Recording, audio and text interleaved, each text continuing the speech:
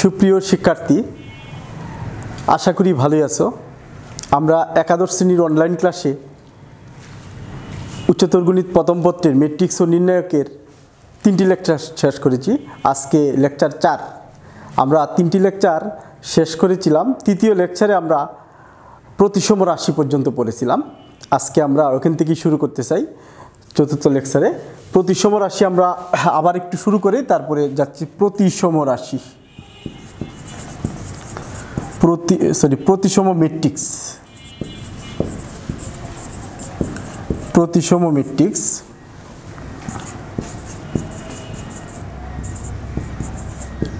Symmetric matrix, symmetric matrix. লক্ষ্য করো fix. তাহলে আমরা ওই দিন শিখছিলাম প্রতিসম ম্যাট্রিক্সটা সবসময় বর্গাকার হয় এবং প্রতিসম ম্যাট্রিক্সটা আমরা কিভাবে লিখব বা প্রতিসম ম্যাট্রিক্সের উদাহরণটা কি, ঠিক আছে, বা উদাহরণটা কিভাবে লিখব আমরা। যেমন একটা ম্যাট্রিক্স, এই ম্যাট্রিক্সের যদি আমরা একটি 3 মাত্রার ম্যাট্রিক্স নিই, অর্থাৎ যার 3টি সারি থাকবে, একটি 3টি কলাম থাকবে। তাহলে প্রথম সারির প্রথম ভুক্তি এ, বি আর কি নিলাম সি। তাহলে প্রথম কলামের দ্বিতীয় ভুক্তিটা প্রথম সারির দ্বিতীয় ভুক্তির সমান লিখতে হবে এবং প্রথম সারির তৃতীয় ভুক্তি, প্রথম কলামের তৃতীয় ভুক্তিটা প্রথম সারির তৃতীয় ভুক্তির সমান লিখতে হবে। এবং এখানে আমরা ডি দিলাম, এখানে ই দিলাম, এখানে ই দিলে এখানে আমরা কি দিতে হবে, ই দিতে হবে, অর্থাৎ আর এখানে কি দিব আমরা, মনে করলাম এফ দিলাম। এবার লক্ষ্য করো, এই ভুক্তিটার অবস্থান হইল 1 2 আর এই ভুক্তিটার অবস্থান হলো 2 1, এই ভুক্তিটার অবস্থান হলো 1 3, এই ভুক্তিটার অবস্থান হলো 3 1, ঠিক আছে। এই ভুক্তিটার অবস্থান হইল 2 3, এই ভুক্তিটার অবস্থান হলো 3 2, ঠিক আছে। অর্থাৎ 1 2 আর 2 2 1 এই অবস্থানে যারা থাকবে তারা সমান হবে এবং 1 3 আর 3 1 তারাও কি হবে, সমান হবে এবং 2 3 3 2 তারাও কি হবে, সমান হবে। তাইলেই ম্যাট্রিক্সটা কি হবে, একটি প্রতিসম ম্যাট্রিক্স হবে। তাহলে তুমি তোমার ইচ্ছা মতো একটি প্রতিসম ম্যাট্রিক্স লিখতে পারবা। যেমন এই ম্যাট্রিক্সটাকে যদি আমরা ট্রান্সপোজ করি, ট্রান্সপোজ করলে কিন্তু হবে প্রথম সারিটা প্রথম কলামে লিখব এ বি সি, দ্বিতীয় সারিটা গত ক্লাসে আমরা কিন্তু এরকম শিখছিলাম তৃতীয় সারিটা তৃতীয় কলামে লিখব। লিখলে ম্যাট্রিক্সটা কী হয়ে যাবে, অপরিবর্তিত থাকবে। এটা কখন হবে, যখন এই 1 2 অবস্থানের ভুক্তি আর 2 1 অবস্থানের ভুক্তি সমান হবে, আর 1 3 অবস্থানের ভুক্তি আর 3 1 অবস্থানের ভুক্তি কী হবে, সমান হবে। আর 2 3 অবস্থানের ভুক্তি আর 3 2 অবস্থানের ভুক্তিটা যদি কী হয়, সমান হয়, তাহলে এই ম্যাট্রিক্সটা কী হবে, তাকে ট্রান্সপোজ করলে ওই ট্রান্সপোজের কী হয়ে যাবে, সমান হয়ে যাবে। অর্থাৎ এ ট্রান্সপোজ ইকুয়াল কত দাঁড়াবে, এ দাঁড়াবে। তাহলেই সেটা কী হয়ে যাবে, এ ম্যাট্রিক্সটা কী বলা হবে, প্রতিসম ম্যাট্রিক্স। তাহলে প্রতিসম ম্যাট্রিক্সটা কী হবে, কোনো বর্গাকার ম্যাট্রিক্সের রূপান্তর করলে যদি ওই ম্যাট্রিক্সটা তার রূপান্তর ম্যাট্রিক্সের সমান হয়, তাহলে সেই ম্যাট্রিক্সটা কী হবে, প্রদত্ত ম্যাট্রিক্সটাকে বলা হবে কি, প্রতিসম ম্যাট্রিক্স। এটা আমরা গত ক্লাসে শিখছিলাম। অর্থাৎ এই 1 2 আর 2 1 অবস্থানের সমান হবে, 1 3 আর 3 অবস্থানের সমান হবে, আর 2 3 আর 3 2 অবস্থানের কী হবে, সমান হবে। তাইলে এই ম্যাট্রিক্সটা কী হয়ে যাবে, প্রতিসম ম্যাট্রিক্স। তাহলে এটা আমরা গত ক্লাসে শিখছিলাম। আজকে আমরা শিখব অপ্রতিসম ম্যাট্রিক্স। নতুন আরেকটা ম্যাট্রিক্স, নাম কি, অপ্রতিসম ম্যাট্রিক্স। অপ্রতিসম ম্যাট্রিক্স আর ইংরেজিতে বলা হয় সেটাকে skew symmetric matrix, skew symmetric matrix, বা আরেকটা বাংলায় নাম আছে বক্র প্রতিসম ম্যাট্রিক্স, বক্র প্রতিসম ম্যাট্রিক্স, বক্র প্রতিসম ম্যাট্রিক্স।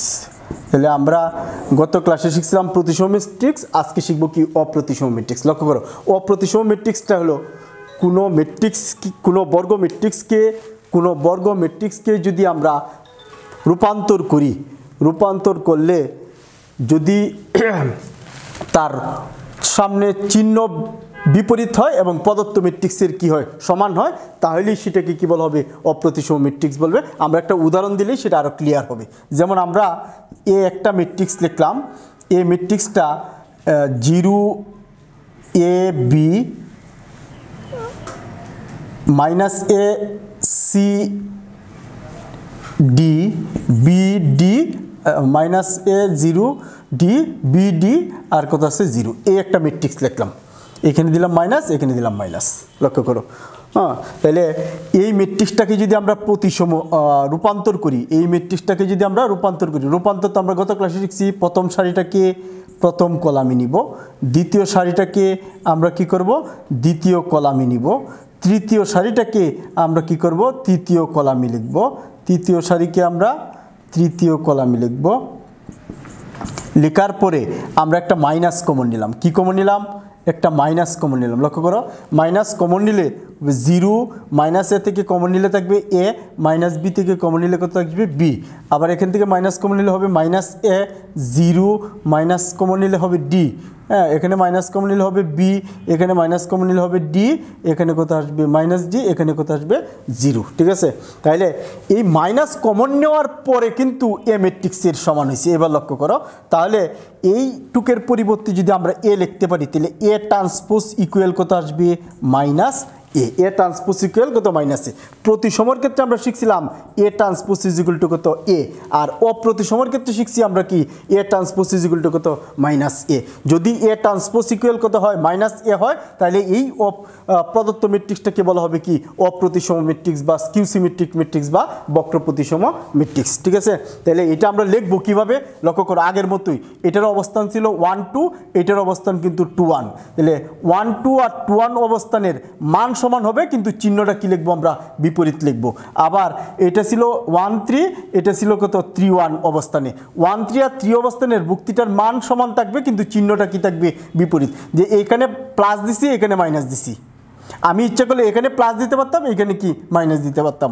এখানে প্লাস দিলে এখানে কি দিতে হবে আমাদের মাইনাস দিতে হবে। অনুরূপভাবে এটা ছিল 2 3 ভুক্তি, আর এটা কি ছিল 3 2 ভুক্তি, 3 2 অবস্থানের ভুক্তি। এর মান আর এর মান কিন্তু সমান, কিন্তু চিহ্নটা কি হবে বিপরীত। আমি এখানে মাইনাস দিছি, এখানে কি হবে প্লাস। তুমি ইচ্ছা করলে এখানে প্লাস এখানে মাইনাস আর এখানে কি প্লাস দিতে পারো। তাইলে যে ম্যাট্রিক্সটা থাকবে সেই ম্যাট্রিক্সটা কি বলা হবে অপ্রতিসম ম্যাট্রিক্স বলবে। তবে খেয়াল রাখতে হবে অপ্রতিসম ম্যাট্রিক্স লেখার ক্ষেত্রে অবশ্যই মুখ্যকর্ণের, এই যে মুখ্যকর্ণের সবগুলা ভুক্তি কি লিখতে হবে, শূন্য লিখতে হবে। ঠিক আছে, তাহলে আমরা আরেকটা উদাহরণ যদি লিখি, মনে করো বি একটা ম্যাট্রিক্স 0 2 3, এখানে +2 দিছি, এখানে কি দিব -2। এখানে মনে করো -3 দিছি, এখানে কত দিলাম 3। এখানে কত দিতে হবে, মুখ্যকর্ণের ভুক্তিগুলো সবগুলোতে শূন্য হবে। এখানে আমার মনে করো যে এখানে -6 দিলাম, এখানে কি দিতে হবে +6। তাহলে এই যে ম্যাট্রিক্সটা পাইছি, একে যদি আমরা ট্রান্সপোজ করি, বি ট্রান্সপোজ বের করি, তাহলে কি আসবে 0 2 -3 -2 0 -6 3 6 কত আছে 0। আমরা যদি একটা মাইনাস কমন নেই, মাইনাস কমন নিলে আসবে 0, -2টা হয়ে যাবে +2, 3টা হয়ে যাবে -3, 3 হয়ে যাবে -3, কত আসবে 2 হয়ে যাবে -2, 0 6 হয়ে যাবে -6, 3 হয়ে যাবে +3, আর কি -6 হয়ে যাবে +6, 0 তো 0ই থাকবে। এবার লক্ষ্য করো এই ম্যাট্রিক্সটা কিন্তু প্রদত্ত ম্যাট্রিক্সের সমান হয়ে গেছে। অর্থাৎ এর পরিবর্তে আমরা কি লিখতে পারি মাইনাস, আর এইটা হইল কার সমান, বি এর সমান, অর্থাৎ B transpose is equal to কত হয়ে গেল -বি। তখন এই বি কে বলা হবে কি অপ্রতিসম ম্যাট্রিক্স। অর্থাৎ অপ্রতিসম ম্যাট্রিক্সের সংজ্ঞাটা হলো কোনো বর্গ ম্যাট্রিক্সকে রূপান্তর করলে যদি সেই প্রদত্ত ম্যাট্রিক্সটা পাওয়া যায় এবং তার চিহ্ন কি থাকে বিপরীত থাকে, তাহলেই সেটাকে কি বলা হবে, প্রদত্ত ম্যাট্রিক্সটাকে বলা হবে অপ্রতিসম ম্যাট্রিক্স। অর্থাৎ B is equal to B transpose is equal to কি হয় -বি হয়। আর প্রতিসমর ক্ষেত্রে ছিল A transpose is equal to A বা B transpose is equal to B, আর অপ্রতিসমর ক্ষেত্রে হবে B transpose is equal to কত -বি। তাহলে অপ্রতিসম গেল আর প্রতিসম গেল। এইবার আমরা শিখব ত্রিভুজ ম্যাট্রিক্স, ত্রিভুজাকার ম্যাট্রিক্স, ত্রিভুজাকার ম্যাট্রিক্স, ত্রিভুজাকার ম্যাট্রিক্স, ত্রিভুজাকার ম্যাট্রিক্স বা ট্রায়াঙ্গেল ম্যাট্রিক্স।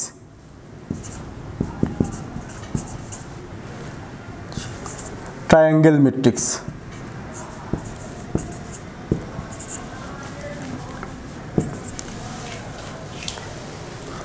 লক্ষ্য করো, ট্রায়াঙ্গেল ম্যাট্রিক্স কোনো বর্গ ম্যাট্রিক্সের মুখ্যকর্ণের উপরের ভুক্তিগুলো অথবা নিচের ভুক্তিগুলো যদি কি হয় শূন্য হয়, তাহলেই সেই ম্যাট্রিক্সটাকে বলা হবে কি ট্রায়াঙ্গেল ম্যাট্রিক্স। আমরা একটা উদাহরণ দিলেই বুঝতে পারবো। যে আমি বললাম কি কোনো বর্গ ম্যাট্রিক্সের, বর্গ ম্যাট্রিক্সে তো আমরা বুঝি সারি এবং কলামের সংখ্যা সমান হইতে হবে। আমরা একটা 4/4 বর্গ ম্যাট্রিক্স লিখলাম। কত আকারে বর্গ ম্যাট্রিক্স লিখছি? 4/4 আকারের। 4/4 আকার মানে কি 4টি সারি থাকবে, 4টি কলাম থাকবে। তাহলে A B C D 0 D E F G 0 0 H I 0 0 0 K. লক্ষ্য করো এটি একটি কিন্তু কি 4 মাত্রার বর্গ ম্যাট্রিক্স, 4 মাত্রার বর্গ ম্যাট্রিক্স। লক্ষ্য করো এর মুখ্য কর্ণ কোনটা? এই ভুক্তিগুলো নিয়েই হবে কি আমাদের মুখ্য কর্ণ। এই মুখ্য কর্ণের ভুক্তিগুলোর নিচের যে ভুক্তিগুলো আছে এই সবগুলো হলো কি শূন্য। তুমি ইচ্ছা করলে আরেকটা ম্যাট্রিক্স এরকম নিলাম, এই ম্যাট্রিক্সটা নিলাম আমরা 3/3 আকারের ম্যাট্রিক্স। লক্ষ্য করো A0 0 মনে করো A0 0 B C 0 0 sorry D E কত আছে এফ। এবার লক্ষ্য করো এই যে ম্যাট্রিক্সটা নিলাম আমরা, এই 3/3 ম্যাট্রিক্সের বলতো এটা হলো কি মুখ্য কর্ণ। এই মুখ্য কর্ণের উপরের ভুক্তিগুলো কি আছে? উপরের ভুক্তিগুলো শূন্য। আর এই ম্যাট্রিক্সের মুখ্য কর্ণের নিচের ভুক্তিগুলো কি শূন্য। তাহলে এই ধরনের ম্যাট্রিক্স যদি কোথাও পাও তাহলে বুঝতে হবে যে এটাই হবে কি ত্রিভুজাকার ম্যাট্রিক্স, অর্থাৎ মুখ্য কর্ণের নিচের ভুক্তিগুলো দ্বারা একটা ত্রিভুজ গঠিত হয়। ঠিক আছে, এটা এখানে একটা কি হয় গঠিত হয়, ত্রিভুজ গঠিত হয়। এই কারণে এটা কি বলা হবে কি ত্রিভুজাকার বা ত্রিভুজাকার ম্যাট্রিক্স বা ত্রিভুজ ম্যাট্রিক্স আমরা বলবো। তাহলে এই ত্রিভুজাকার ম্যাট্রিক্সকে আবার দুই ভাগে বিভক্ত করা হয়। ত্রিভুজাকার ম্যাট্রিক্স কয়টা? দুইটা। একটা হলো কি উদ্ধ ত্রিভুজাকার ম্যাট্রিক্স, উদ্ধ ত্রিভুজাকার ম্যাট্রিক্স। দুই নম্বরটা হলো নিম্ন ত্রিভুজাকার ম্যাট্রিক্স।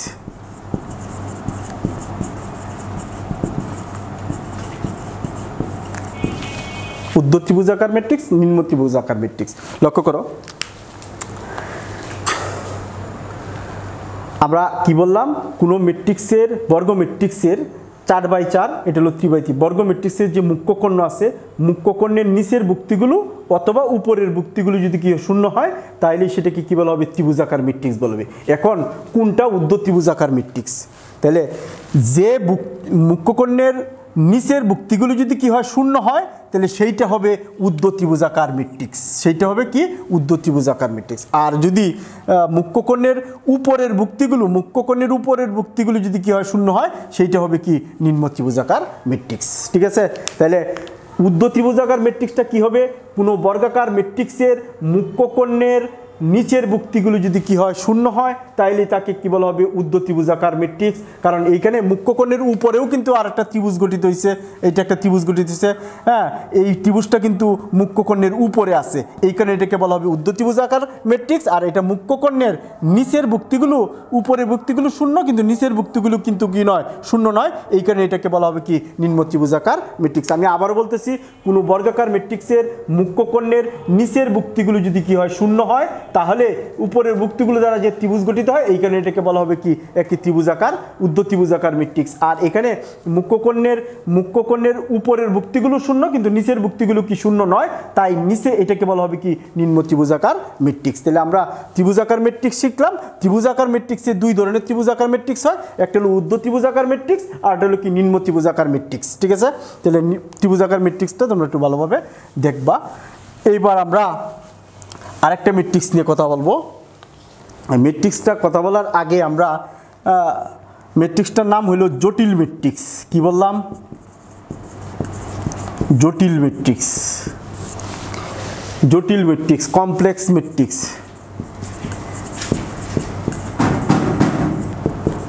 Complex matrix. জটিল ম্যাট্রিক্স হলো কি কমপ্লেক্স ম্যাট্রিক্স। লক্ষ্য করো যে বর্গাকার ম্যাট্রিক্সের ভুক্তিগুলোর যদি কি হয় জটিল সংখ্যা হয় তাকেই কি বলা হবে? কমপ্লেক্স ম্যাট্রিক্স বা জটিল ম্যাট্রিক্স বলে। তাহলে লক্ষ্য করো আমরা যদি একটা বর্গ ম্যাট্রিক্স লিখলাম, একটা 2/2 আকারের বর্গ ম্যাট্রিক্স লিখলাম, ম্যাট্রিক্সটার নাম দিলাম কি এ। এই ম্যাট্রিক্সে দুটি সারি থাকবে, দুটি কলাম থাকবে। আমি এখানে লিখলাম 2 2 প্লাস আই 2 2 মাইনাস আই আর কত লিখলাম 3।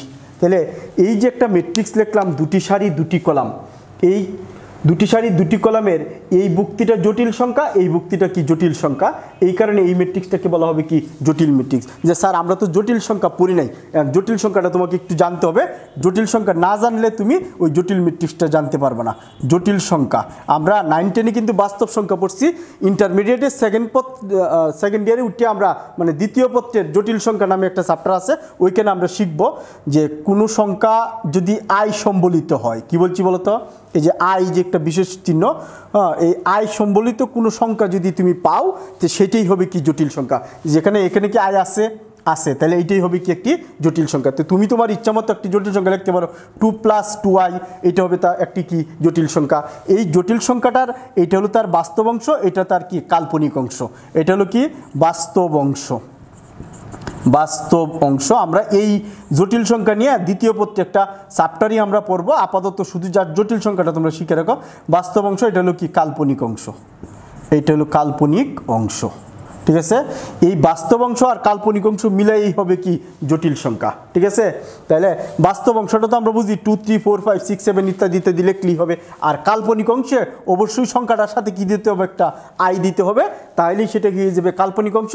এই বাস্তব অংশ আর কাল্পনিক অংশ যদি যোগ করলেই আমাদের কি হয়ে যাবে জটিল সংখ্যা হয়ে যাবে। তাহলে তুমি যদি একটা জটিল সংখ্যা লিখতে চাও 5 + 7i -2 - 2i 3 - 2i 3 - 3i, এই সবগুলো হলো কি জটিল সংখ্যা, অর্থাৎ আই থাকলেই তুমি বুঝবা সেটা কি জটিল সংখ্যা, ঠিক আছে।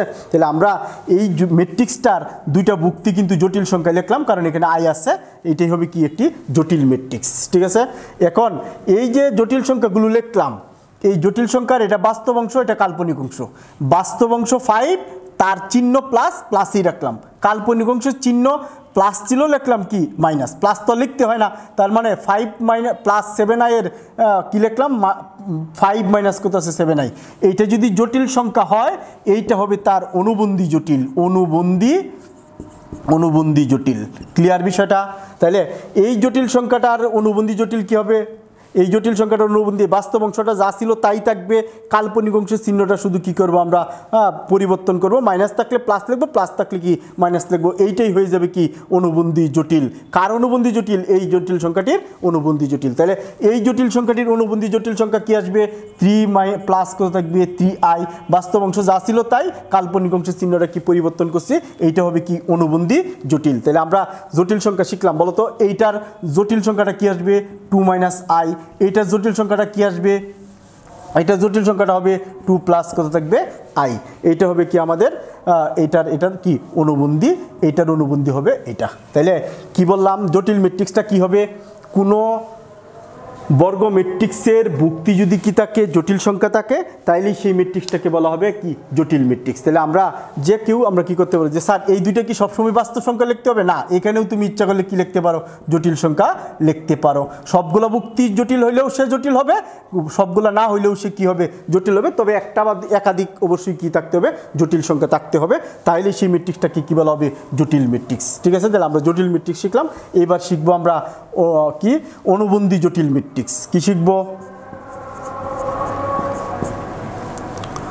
অনুবন্ধী জটিল ম্যাট্রিক্স। লক্ষ্য করো, অনুবন্ধী জটিল ম্যাট্রিক্স হলো কনজুগেট ম্যাট্রিক্স। অনুবন্ধী ম্যাট্রিক্স লিখলেও হবে, অনুবন্ধী জটিল না লিখলেও হবে, শুধু অনুবন্ধী ম্যাট্রিক্স লিখলেও হবে, কনজুগেট ম্যাট্রিক্স। কনজুগেট ম্যাট্রিক্স, লক্ষ্য করো কনজুগেট ম্যাট্রিক্সটা কি, তাহলে মনে করলাম এটি একটি জটিল ম্যাট্রিক্স, আমরা একটু আগে পড়ছি 2 + i 2 - i আর কত লিখলাম 3, এটি একটি কি জটিল ম্যাট্রিক্স। এই জটিল ম্যাট্রিক্সটির অনুবন্ধী ম্যাট্রিক্স বের করব, তাহলে তার যে জটিল সংখ্যা, যে বুক্তিগুলো জটিল সংখ্যা দ্বারা গঠিত, তাদের অনুবন্ধী অংশটা লিখলেই সে কি হয়ে যাবে অনুবন্ধী জটিল হয়ে যাবে। অর্থাৎ কত লিখবো 2 আর কত লিখবো 2 - i 2 2 প্লাস কত আছে i আর কত লিখব 3। তাহলে এই যে ম্যাট্রিক্সটা পাইছি আমরা এই ম্যাট্রিক্সটা হয়ে যাবে এই ম্যাট্রিক্সটির কি অনুবন্ধী ম্যাট্রিক্স বা কনজুগেট ম্যাট্রিক্স। কনজুগেট ম্যাট্রিক্সের উপরে সূচিত করার জন্য উপরে একটা কি চিহ্ন দিতে হয়, বার চিহ্ন দিতে হয়। অর্থাৎ এ যদি একটি জটিল ম্যাট্রিক্স হয় তাহলে তার জটিল যে সংখ্যা দ্বারা যে ভুক্তিগুলো গঠিত হয়েছে তাদের শুধু অনুবন্ধী জটিল সংখ্যাটা লিখলেই সে কি হয়ে যাবে, অনুবন্ধী জটিল ম্যাট্রিক্স গঠন হয়ে যাবে। ঠিক আছে, তাহলে আমরা জটিল ম্যাট্রিক্স শিখলাম, অনুবন্ধী জটিল ম্যাট্রিক্স শিখলাম। ঠিক আছে, এইবার আসো আমরা শিখব অনুবন্ধী জটিল ম্যাট্রিক্স, জটিল ম্যাট্রিক্স। এবার আমরা শিখব হার্মিশিয়ান ম্যাট্রিক্স। কি লিখব, হার্মিশিয়ান ম্যাট্রিক্স।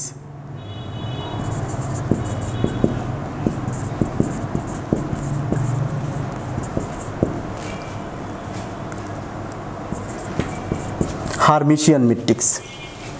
হার্মিশিয়ান ম্যাট্রিক্সটা কি, যে কোনো অনুবন্ধী ম্যাট্রিক্সের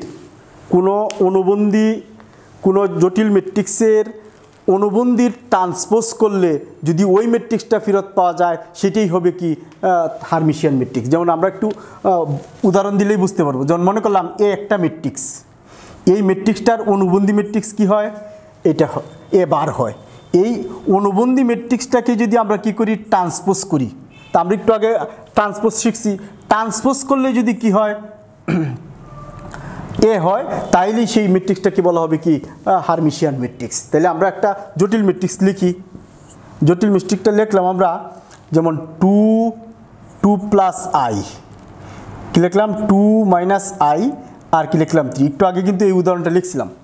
তাহলে এইটা ছিল একটি কি ম্যাট্রিক্স, জটিল ম্যাট্রিক্স। বলতো এর অনুবন্ধীটা কি হবে, এর অনুবন্ধীটা কি হবে, এর অনুবন্ধীটা হবে এরকম 2। অনুবন্ধীটা হবে জটিল অংশটুকুর বা জটিল ভুক্তিগুলো, জটিল সংখ্যা দ্বারা যে ভুক্তিগুলো আছে তাদের অনুবন্ধী লিখব 2 মাইনাস i। পরে কি লিখব 2 প্লাস i, এটার অনুবন্ধী 2 প্লাস i আর কি লিখলাম 3। তাহলে এইটা হবে এ ম্যাট্রিক্সটির কি বলতো, অনুবন্ধী ম্যাট্রিক্স। এই অনুবন্ধী ম্যাট্রিক্সটাকে যদি আমরা কি করি, ট্রান্সপোজ করি। বলতো ট্রান্সপোজ করলে কি হবে, ট্রান্সপোজ করলে সারিটাকে কি লিখবো আমরা, কলামি লিখব। আর দ্বিতীয় সারিটাকে কি লিখবো আমরা, দ্বিতীয় কলামি লিখব। লিখলে যে ম্যাট্রিক্সটা পাইছি সেই ম্যাট্রিক্সটা দেওয়া প্রদত্ত ম্যাট্রিক্সের সমান হয়ে গেছে। তার মানে কি লিখতে পারি আমরা, এর পরিবর্তে কি লিখতে পারি এ। তাহলে আমরা কি পাইলাম, কোনো অনুবন্ধী ম্যাট্রিক্সের, অনুবন্ধী ম্যাট্রিক্স বুঝো কীভাবে, এর উপরে বার থাকবে। কোনো অনুবন্ধী ম্যাট্রিক্সের ট্রান্সপোজ ম্যাট্রিক্স যদি প্রদত্ত ম্যাট্রিক্সটির কি হয়, সমান হয়, তাহলে এই প্রদত্ত ম্যাট্রিক্সটাকে কী বলা হবে, হার্মিশিয়ান ম্যাট্রিক্স। ঠিক আছে, তাহলে আমরা হার্মিশিয়ান ম্যাট্রিক্সের সংখ্যাটা কীভাবে লিখব, যে কোনো বর্গাকার ম্যাট্রিক্সের অনুবন্ধী ম্যাট্রিক্সকে ট্রান্সপোজ করলে যদি প্রদত্ত ম্যাট্রিক্সটি পাওয়া যায় তাহলে এই প্রদত্ত ম্যাট্রিক্সটিকে কী বলা হবে, হার্মিশিয়ান ম্যাট্রিক্স। ঠিক আছে, তাহলে এইবার আমরা যাব skew Hermitian matrix.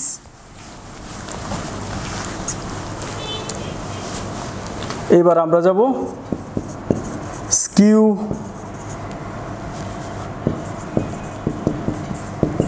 Hermitian matrix. Skew Hermitian matrix. তাহলে আমরা হার্মিশিয়ান ম্যাট্রিক্সে শিখছি এরকম, কোনো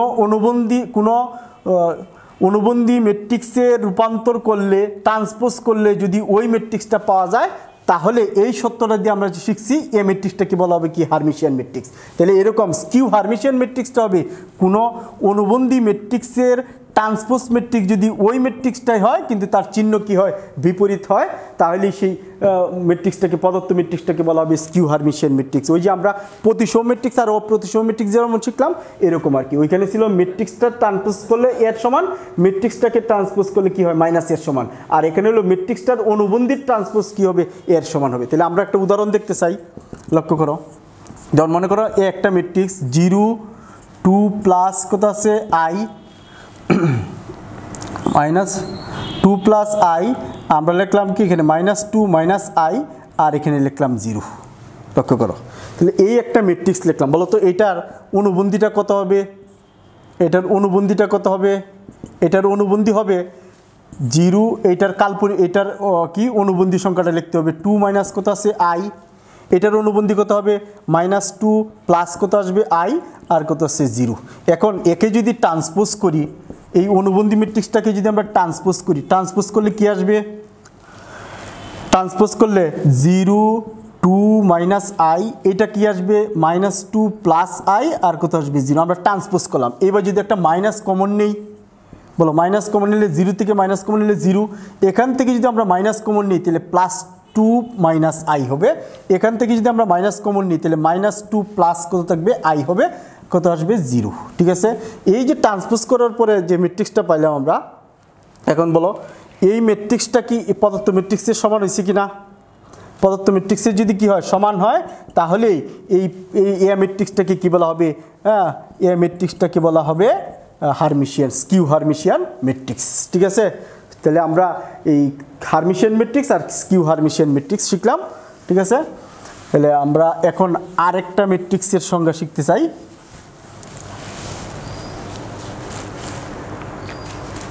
আমরা ম্যাট্রিক্সের সংজ্ঞা মোটামুটি শেষ, আরও 3টা ম্যাট্রিক্স আছে, ওই 3টা ম্যাট্রিক্স আমরা নাম লিখে দিতেছি, এইগুলা শিখবো কিন্তু একটু পরবর্তীতে শিখবো। শূন্য ঘাতিক ম্যাট্রিক্স, শূন্য ঘাতিক ম্যাট্রিক্স এটা আমরা শিখব। অবেদ ঘাতিক ম্যাট্রিক্স, অবেদক ঘাতিক ম্যাট্রিক্স এটাও আমরা শিখব, অবেদ ঘাতিক ম্যাট্রিক্স। এরপরে শূন্য ঘাতিক, অবেদ ঘাতিক, আর হলো তোমার অবেদ ঘাতিক আর সমঘাতিক ম্যাট্রিক্স, সমঘাতিক ম্যাট্রিক্স, সমঘাতিক ম্যাট্রিক্স। এই 3টা ম্যাট্রিক্সের সংজ্ঞা আমাদের বাকি রয়েছে। ঠিক আছে, মনে রাখবা এই 3টা ম্যাট্রিক্স আমরা পরের ক্লাসে শিখব। কেন শিখব? কারণ এই 3টা ম্যাট্রিক্স জানতে গেলে আগে ম্যাট্রিক্সের গুণ সম্পর্কে জানতে হবে। ঠিক আছে, তাহলে ম্যাট্রিক্সের গুণ আমরা শিখব, তার আগে সমতা ম্যাট্রিক্সটা পড়ে নিব। সমতা ম্যাট্রিক্স, সমতা ম্যাট্রিক্স লক্ষ্য করো। সমতা ম্যাট্রিক্স বা ম্যাট্রিক্সের সমতা, মনে করলাম এ একটা ম্যাট্রিক্স 1 2 3 4 5 6, ঠিক আছে।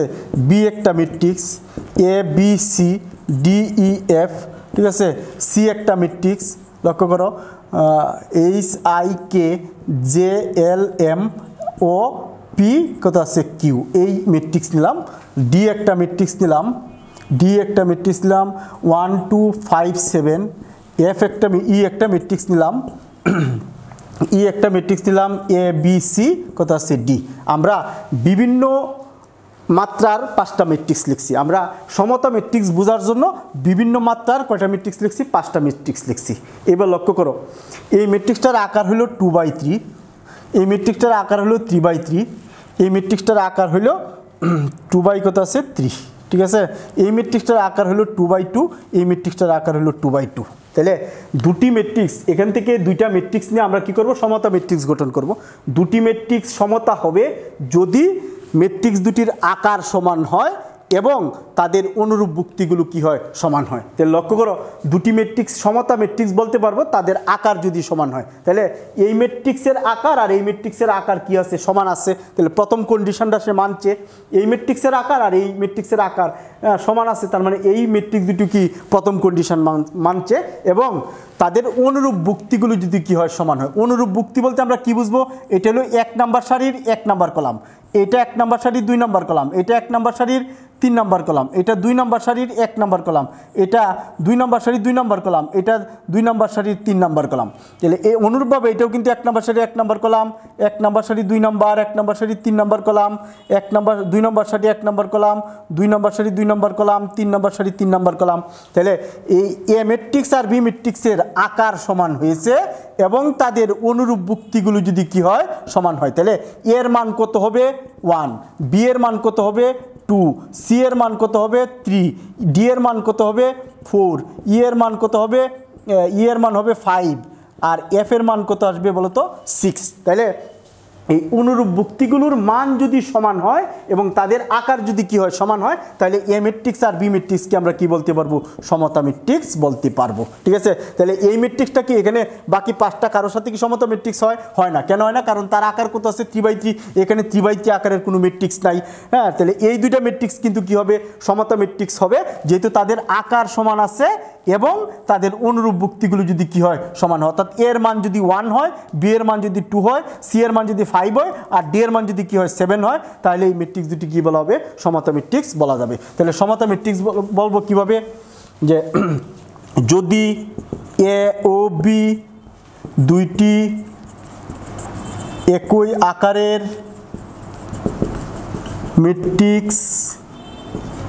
ম্যাট্রিক্সকে সমতা ম্যাট্রিক্স হবে যদি তাদের অনুরূপ ভুক্তিগুলি কি হয়, যদি লিখে দেয় অনুরূপ ভুক্তিগুলো যদি কি হয়, যদি তাদের অনুরূপ ভুক্তিগুলো সমান হয়। অর্থাৎ এ ইকুয়াল কত আসবে বি, এখানে এ ও বি এর মাত্রা, এ ও বি এর কি মাত্রা